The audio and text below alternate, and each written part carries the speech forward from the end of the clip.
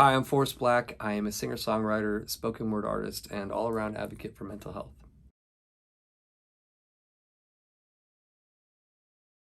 I can't, but what I do remember is being a kid and hearing the word anxiety, or like words like schizo and bipolar. Like a friend would be like, "Oh, his dad is bipolar," and I had no clue or understanding of what those words meant. It wasn't until much later and much later where those words all came into like perspective for me, and I started to understand what they meant.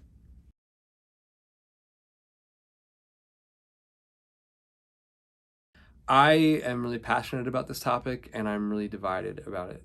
I think when it comes to like film and TV, more often than not, people with mental illness are portrayed as the villain. They're the bad person. Like something happened in their life and then they developed mental health issues and then they became the bad person who ruined and destroyed everything. I find that really defeating. And I know that there are times where you get like a TV series or a movie and it depicts the other end of that, but I literally am not able to tell you like two or three off the top of my head. I think more often than not, it goes the other way. That's a lot different when it comes to like books, poetry, or music. I think that in those forms of expression, we're able to talk a lot differently about mental health. We can say the things that matter. I mean, even myself, I wrote a spoken word called Breathe, where I share the depth of what depression looks like for me. Or one of my favorite songs is Good News by Mac Miller, and I listen to it every day, and just how people glorify good news and they don't want to hear the other side of things. So I don't know. It's tough because I think there are so many positives, but there are some things that still need changing in that. So I'm torn.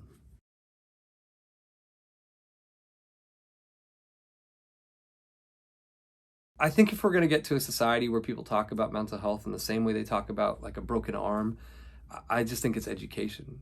I think it's people, one, understanding what mental health is, because I think a lot more people are dealing with mental health issues and they actually don't know it. I know for me, that was the case. And so I think information and education changes a lot about how people see things. And I think once you start showing that people can get better and that it's not just bad things happen and you stay in a bad place, but people see that it's a spectrum and they see that you can go from being in a place that's pretty hard and difficult and coming out the other end of that and then understanding that you can go back in or you can go back out. I think that once we get to that place, I think people will be in a lot better position to then just talk about it. But I think it's time, it's education. And that's just going to take time and education. The answer is no. I've never been to one.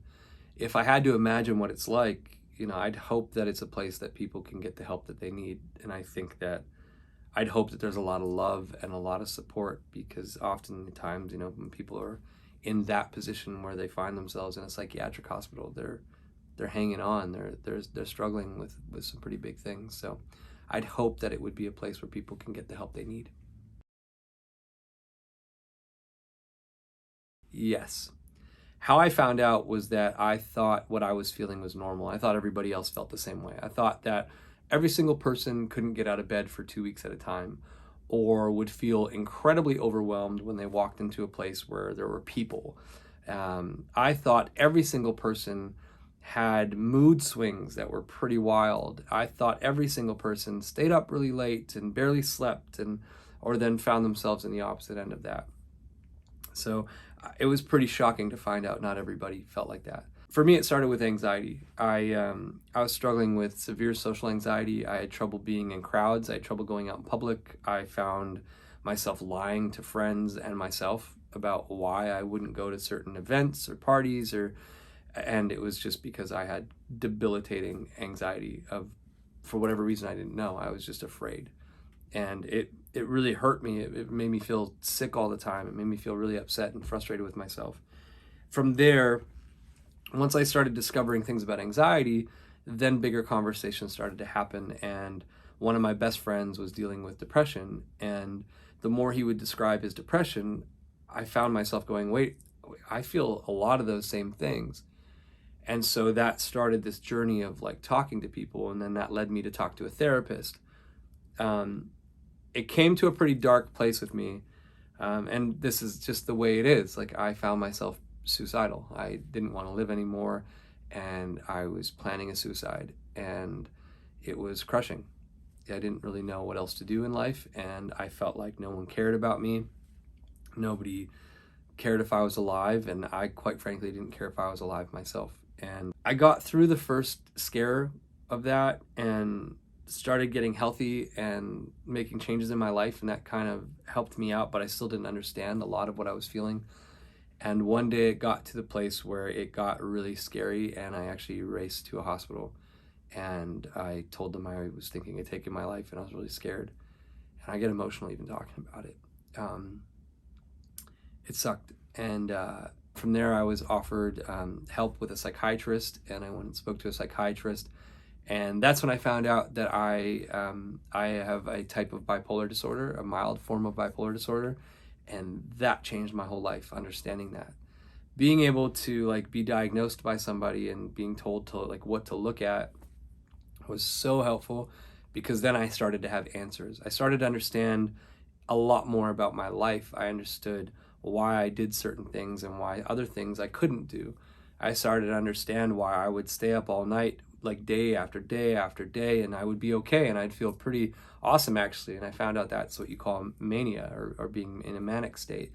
And then I found out that the heaviness and depression that I was feeling was the other end of that, and that was the extreme low.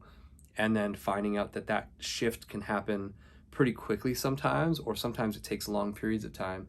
And so I think the big thing was discovering, and again, being educated with it, and then finding a community of people that are kind to you when you're going through it, because that changes everything. Because I think people who are dealing with mental health issues, or any mental illness, they're already hurting. They're pretty hard on themselves anyway. So that's part of my story, and again, I speak about it in a spoken word that I wrote called Breathe, and another spoken word called Wildfire. And I don't know, I just try and be honest about it. That's the big thing, because maybe somebody else out there feels the way I felt, or the way I feel sometimes, and by hearing this, you realize that tomorrow is always going to be tomorrow, that today doesn't define it. So that's my story.